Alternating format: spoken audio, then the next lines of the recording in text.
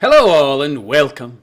And I am the Realist Philosopher, and this is the Realist Den, a space where it's always 100% raw, 100% real, 100% of the time. So, how you all doing today? I hope you're all doing good, fine, and well. I'm doing okay. So, I was checking out the latest news stories, and I came across this one, and I found it amusing and saddening at the same time. Amusing at how triggered people get over the most innocuous things, and sad that people get triggered over the most innocuous things, that you can't say something like this without people attacking you. I love black people, fine. I love Latino people, fine. I love white people. Oh, you're an evil racist.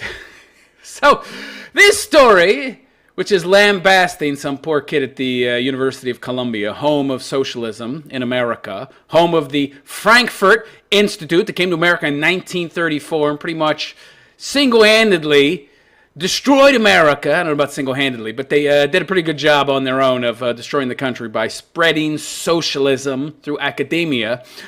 So I'm not surprised this is happening there. I feel sorry for this poor kid. So the story, New York Times, so, ought to be called the Daily Worker. It's a communist rag. I just love white men. So white man aims racist rant at Columbia students of color. Okay, so he's a white man. He's not a kid. He's not a student. He's a man, right? When it's somebody on the right who's very, very young saying something that the left doesn't like to hear, he's a man. Of course, when it's somebody that's very, very young saying something they do like to hear, he's just a kid. You can't criticize him. You can't say anything about what he has to say. He's been through a horrible experience, a traumatic experience, and, he's a child. You can't attack a child or criticize a child. As somebody comes to mind, for example, David Hogue or some of those other awful kids from that school shooting, those attention whores. Yeah, you all know what I'm talking about. I remember David Hogg and all those other kids that were used by the left, and they were more than willing to be used. But this kid, he's a man, so he's 100% totally responsible for his actions, and his actions are wrong. His actions are evil because he's promoting white people. White people are horrible. White people are evil. They need to die, right? Right? So an episode involving a well, of course you have to let us know he's white, right? You got a race bait, huh? Columbia student and students of color comes less than 2 weeks after a professor's office was vandalized with anti-Semitic graffiti. Not sure how that's related, but okay. So, they're quoting the kid here. White people are the best thing that ever happened in the world. He's got an opinion. Just happens to be a true opinion if you go by the facts. We invented vaccines, right? We invented modern medicine. We invented science. Hey, we invented calculus, right? We invented modern Western philosophy, all right? The only philosophy that's ever been worth a damn and led to science. Yes, which, believe it or not, is a school of philosophy, or at least started out as such and really still is if you want to get technical. So he's not wrong. A white man gesticulating wildly. So see, first they frame him as a man. He's 100% responsible for his actions. He's a grown man. And he's gesticulating wildly, right? He's a crazy white guy gesticulating wildly and pumping his hands in the air, so he's nuts, right? He's out of control, right? He'd have to be out of control and nuts to hold these views, right? Yelled at a group of people of color. Okay, so, dressed in a blazer and button-up shirt, was hopping off the ground outside a Columbia University library early Sunday morning as he continued. So he went on to say, "We are so amazing," he added, as the students, some of whom were filming him with their phones, yelled back in outrage. I don't see what's wrong with that. He's showing pride, solidarity for his race, for his ethnic group. What's wrong with that? Well, what's wrong with that is that white people are hated and they've been vilified for years and held up as a representation of everything that's wrong with the world, even though the exact opposite is true. He goes on to say, "I love myself," his voice cracking, his screaming intensifies. So his voice cracking, right? We are so amazing. Throwing out all these positive adjectives. What's wrong with that? What's wrong with that? And by the way, the left talks about things like cultural appropriation, and you can't appropriate other people's cultures. These people find their pride and sense of identity in these things. You can't just steal them. Well, so it's perfectly okay to have pride if you're Latino or black or Native American, but it's not okay to have pride in white people if you're white. Yeah, okay. So it goes on to say, I love myself. So that's objectionable. He shouldn't. So essentially, for you to attack someone like this who's saying they love themselves, as if they're doing something wrong, you're saying it's not okay to love yourself. There's a problem with loving yourself. You're essentially saying you shouldn't love yourself. His voice cracking. Okay, so he's hysterical, right? Well, that's the message the New York Times is trying to send. This is an hysterical person. As his screaming intensified, right? So he got even more hysterical, because these views couldn't be in any way, shape, or form rational or reasonable to hold, right? And I love my people. So, okay. So it's very clear to me that this kid is purposely going over the top to make a point. And the point he's trying to make is that every other racial group out there does this kind of thing when they go out and they protest, and they do the same things, and they throw out all these positive adjectives about black people. Nobody complains. So he's going even more over the top than other racial groups have to make a point that people really do have a problem with whites. There really is racism against white people, and he's trying to make that point by provoking the exact kind of response he knows will occur if he says these things out loud. Now, the fact that he's doing it in a very obvious, loud, boisterous way shouldn't make any difference. If the things he's saying are not objectionable, nobody would object. In the backdrop of his racist tirade, okay, so wait a second. What? Where's the racism? And by the way, I don't believe racism exists, and you should check out my other YouTube channel that is Pure Philosophy.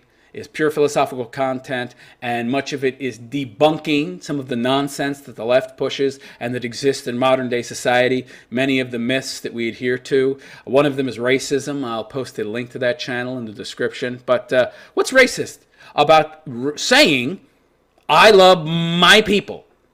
What's wrong with that? You're not saying you don't love other people as well, or you don't like other people as well anyway, right? You're not saying that. You're just saying, I love my group. Again, there's nothing wrong with that. How is it racist to say you like your ethnic group? How is it racist to say you like your group, right? There's nothing racist about that. Unless you're white, of course, right? So, now, heading into a grueling final exam period, students on campus are contending with the outrage and backlash sparked by a viral video that shows the young white man whom the school's newspaper identified as a student spouting white supremacist remarks. I don't think that's what he was doing. He was speaking facts, and I know some of these facts you people don't like. Like, for example, 97% of all scientific advancements and technological discoveries between 800 BC and 1950 were created by, guess who? Was it black Africans? No. Was it Native Americans? No. Was it Latinos from not South America? No.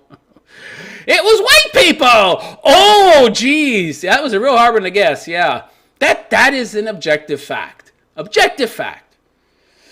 Unfortunately, it's a fact people don't like to hear, right? Especially on Columbia University's campus in New York City, which is home of the coastal elites, right? So in a statement posted on its website on Sunday, Columbia University administrators denounced the episode, calling it deeply disturbing and racially charged. What about the Black Lives Matter? What about Antifa getting together and beating people up and whacking people over the head with bike locks, huh? What about black people getting together and saying, they want cops dead, black people are wonderful, all you've done throughout the entire history of humanity, white people, is somehow oppress blacks. Hey, vey. We are alarmed at the rise of incidences of racism and hate speech in our world today, mostly perpetuated by the left. The deans of 3 Columbia schools said in the statement, later adding that Columbia stands firmly against white supremacist language and violence. Do you stand against black supremacist language and violence? Do you stand against Latino supremacist language and violence? I don't understand this. America is fundamentally a majority white country. It was built by white people. It was made by white people. We created its constitution, we created its laws, we created its government, we created its culture. We were an 85% majority white country until 1965. What the hell is wrong with being white supremacist? All white supremacist means is that you run the country because it's your freaking country. I don't hear anybody complaining about Japanese supremacy in Japan, or Chinese supremacy in China, or Korean supremacy in Korea. And by the way, they don't want any immigrants, legal or illegal. And this is why. Our community will not waver in its support for those of any faith, race, gender, sexual orientation, background, or identity. Well, except white people. Your support for them is non-existent. You should add the little caveat there. Yeah, we won't waver in our support of all face, races, and genders and sexual orientations, backgrounds, and identities, unless it's white people. Then we'll waver quite a bit. Anyhow, eventually the group of students that were attempting to shout down the so-called crazy, arm-waving, gesticulating white kid decided to give up because he was just too loud, too boisterous. Shouted over them. He wouldn't give up. He wouldn't stop. They couldn't make him stop. Sounds familiar, doesn't it? Sounds familiar. It kind of sounds like what leftist students do, right? They go out, they scream, they holler. You try to engage with them, they ignore you, and they just shout louder and louder still. Sounds almost as if this kid was trying to make a point. So eventually they decided to stop engaging with the white student, attempting to engage because it's clear what he was doing here was trying to mock the left, right? To show the ridiculous of the left by putting his message across in the same way that the left does. Of course, you know, these leftist students who engage with him have no subtlety, so they didn't get that. As they headed to JJ's place, a campus dining hall, he followed them there but did not enter. Then some minutes later, he followed another group. I like this kid already. He's tenacious. He followed another group of black women into the dining hall and began repeating similar remarks to the ones in the video. Good! Look. The left does this kind of stuff all the time. They follow people into restaurants and they harangue them until they have to leave, right? They'll confront people. If they hear anybody on a metro or a train talking about Trump in a positive way, they'll attack you or they'll harass you and then they'll follow you. He's just using their tactics against them. And I say, bravo. More power to him. You need to fight fire with fire, okay? You're not going to beat the enemy by being a pacifist. So, the article goes on to say, in a Facebook post on Sunday, the school's Black Students Organization decried the rant and said it would discuss possible measures to respond. You see, they don't learn. And they'll respond, and guess what the school administration will say? Bupkis, right? They'll respond with their black supremacy, crying about how great black people are, and by the way, how evil white people are. See, this is the interesting thing. This kid didn't say anything that was wrong. When you see the video, he didn't say one factually incorrect thing. And in his, what they call crazy gesticulations and wacky pronouncements, he didn't not once did he disparage any other ethnic or racial group. Not once. All he did was speak positives about his own people, his own race. Meanwhile, the left will go out of their way not only to speak positives about their own racial groups, but to attack and degrade whites as much as possible. So, Columbia Student Organization of Latinas, a group of Latino and Latina students also, I love it. I love these labels they come up with for themselves. Yeah, they're so loud and proud about what they are. Also called on the school to hold a white student accountable for his comments. Just a white student. You go ahead and keep on race baiting the Daily Worker. In a separate Facebook post, it said the incident was part of a larger institutional problem that is perpetuated by its administrative, academic, and business practices.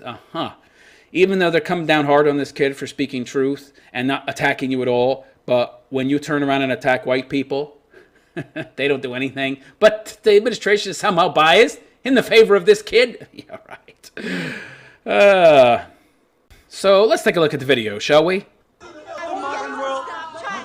built the modern world. Who? Europeans. Europeans Built the modern world. He's not wrong, by the way. When he says modern world, meaning the first world, he's 100% correct. Europeans built the modern world, and the majority of first world countries are almost all European countries. He's not wrong. We invented. Oh, look at that! Did you see that? Did you see that? Somebody just assaulted him. Did you see that? They cannot help but get physical, yet he's somehow the bad guy. Did you see? Look at that. Look right there. Somebody's trying to grab his face and assault him. That is assault. That is assault and battery in America. That is you cannot put your hands on somebody else. How much you want to bet that's a woman? Of course. We Look at that. invented science and industry. We invented science and industry, and you want to tell us to stop because, oh my God, we're so bad. I love this kid. He's right. He's 100% right. Who invented vaccines? White people. Who invented science? Right? Modern philosophy. All right. That's the basis for logic, reason, rational, critical thought. Aristotle? Yeah. He's not wrong. He's not wrong about anything he has said. Who invented the plane? Who invented the microwave? Who invented electricity? I could go on and on. We invented the modern world. I feel you. You're so dumb. We invented the modern world. You fucking degenerate. We saved billions of people from starvation. He's not wrong. He's not wrong. He's 100% right. In fact, let me show you who he's quite possibly talking about. This is Norman Borlaug, and he's credited with the saving of at least 1 billion human lives. So, according to Greg Esterbrook, writing in the Atlantic, perhaps more than anyone else, Borlaug is responsible for the fact that throughout the post-war era, except in sub-Saharan Africa, global food production has expanded faster than the human population, averting the mass starvations that were widely predicted. The form of agriculture that Borlaug preaches may have prevented 1 billion deaths. Billion! 1,000 millions! Show me one black person? Show me one Latino person? Show me one Native American person who has saved more than 1 billion lives and can be proven to have done so. Can you do that? I would be willing to bet you cannot, and yet you hate us. But the very fact that you're alive is a testament to our efficacy in science and research and agriculture and every other goddamn thing that is worth doing. Oh, but we're evil, but you're alive because of us. No thank you? You're going to hate us? I see. We built modern civilization. White people are the best thing that ever happened to the world. I love it. He's right. He's absolutely right, of course. I mean, I agree with him. How could you argue that they're not the best thing? Without white people, people would still be living in mud huts and making mud burgers and slapping crap on the sides of wattle huts to fill in the gaps in the wattle, all this woven together tree bark to make a hut. Yeah, he's absolutely right. We are so amazing. I love myself, and I love white people. So, is he attacking them? Is he saying black people are evil? Is he saying that black people are racist? Black people are oppressors? Black people are what's wrong with things? No. All he's doing is saying lots of positive things about his own race. And he gets attacked for it. Say that one more Fuck time. yeah, white people. Say it right here. Fuck yeah, white men. We're white men. We did everything. Look, I don't hate other people. I just love my white men. So, see, he's making a point here. I don't hate other people. And it's not necessary for me to hate other people to like myself. And it's not necessary for you, be you black or brown, to have to hate me and my race to love yourself. He's trying to make a point here. I just love white men. He just loves white men. Nothing wrong with that. He's not wrong either when he says that we're responsible for pretty much every technological advancement in the past 2,800 years. And that's probably what irks people the most, is that he is right. And that deep down, whether or not they want to recognize this fact, they know this is true. And that's probably where a lot of the hate comes from. envy and jealousy in regards to the accomplishments of whites. So, was this young white man right about what he had to say, or was he way off base? Let me know in the comments, and please feel free to like and subscribe if you like my content. Also, you'll find a link to my podcast in the description of this video. My podcast is many times more raw and real than any of the content I put on video. Hell, the content that I make in my podcast, I couldn't post on YouTube, okay? So if you like this kind of content, you'll like my podcast even more, so go check it out. And also follow me on Twitter and Facebook. If you do, you'll get notifications whenever I post a new video or a new podcast. And I'm very active on both platforms as well, so you can see a lot of what I have to say about the various subjects that are popular in the social and political sphere. Anyhow, that's it. I am the Realist Philosopher. This is the Realist Den, and I wish you a good day. Take care.